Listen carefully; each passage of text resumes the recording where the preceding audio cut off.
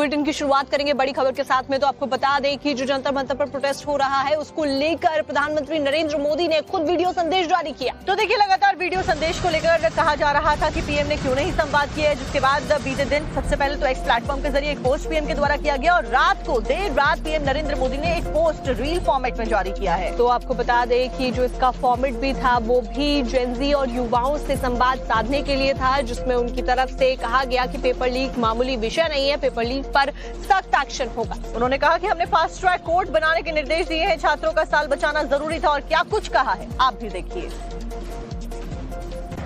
मैं जानता हूं कि पेपर लीक ये कोई मामूली विषय नहीं है। लाखों विद्यार्थी और उनके अभिभावकों के लिए बहुत ही पीड़ादायक है और इसलिए पेपर लीक घटना से अब तक पिछले 2.5 महीनों में अनेक विहित कदम उठाए गए,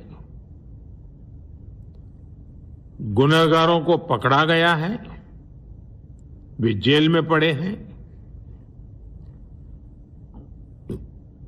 हमारा सबसे महत्वपूर्ण जिम्मा था कि विद्यार्थियों का 1 वर्ष बर्बाद न हो। तत्काल परीक्षाएं लेना बहुत जरूरी था।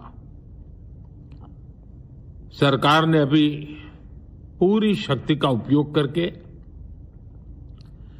कम से कम समय में 22 लाख जितने विद्यार्थियों के एग्जाम हो जाएं, इसका प्रबंध किया और अभी 5-6 दिन पहले 19 तारीख को रिजल्ट भी आ गया और देश भर में उत्तीर्ण हो गए विद्यार्थियों की खुशियों की खबरें भी आ रही हैं। लेकिन हम वहां पर संतोष मानने वाले लोगों में से नहीं है और इसलिए मैंने आज फास्ट ट्रैक कोर्ट के लिए विभागों को निर्देश दिए थे। आज विभागों ने लगातार मेहनत करके देर रात मुझे मुसद्दा भी दे दिया। फास्ट ट्रैक कोर्ट और कठोर सजा के प्रावधान के साथ का ये मुसद्दा कल कैबिनेट में चर्चा होगी। कैबिनेट के साथियों के सुझाव के बाद उसका अंतिम रूप दिया जाएगा और सोमवार से संसद का दूसरा सप्ताह शुरू हो रहा है, तब जल्द से जल्द उस बिल को सदन में पारित कराने का प्रयास किया जाएगा। अब पीएम नरेंद्र मोदी के इस वीडियो के ऊपर राहुल गांधी ने अटैक करते हुए सवाल खड़े किए हैं और रिजाइन करने की बात को दोहराया है। तो आपको बता दें कि उनका ये कहना है कि धर्मेंद्र प्रधान को रिजाइन करना चाहिए और इस तरीके का वीडियो संदेश आधी रात को जारी कर प्रधानमंत्री जो स्टूडेंट्स हैं उनका अपमान नहीं कर सकते। देखिए, आपको वो संदेश दिखा रहे हैं जिस पर कहा गया है राहुल गांधी की तरफ से कि छात्र धर्मेंद्र प्रधान का इस्तीफा मांग रहे हैं।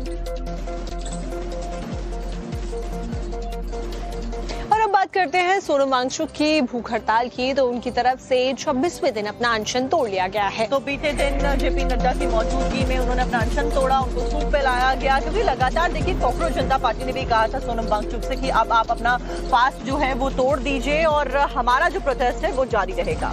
क्योंकि सोनम वांगचुक को 26 दिन हो चुके हैं बिना कुछ खाए पिए, उनकी सेहत लगातार बिगड़ती जा रही थी और इसीलिए बेहद जरूरी था कि जो वजन उनका लूज हुआ है उसे वो फिर से प्राप्त करें और उसी के लिए अब उनका अनशन तोड़ दिया गया है। और देखिए, शांतिपूर्ण प्रदर्शन करने वाले स्टूडेंट्स के ऊपर केस नहीं होगा, ये नड्डा के द्वारा आश्वासन दिया गया है। सोनम वांगचुक को नीट पेपर लीक के बाद में सुसाइड करने वाले छात्रों को मुआवजे देने के ऊपर भी सरकार के द्वारा विचार किया जाएगा और साथ ही बातचीत होती रहेगी, ये बात भी सरकार की तरफ से कही गई है और इसीलिए ये अनशन तोड़ा गया है।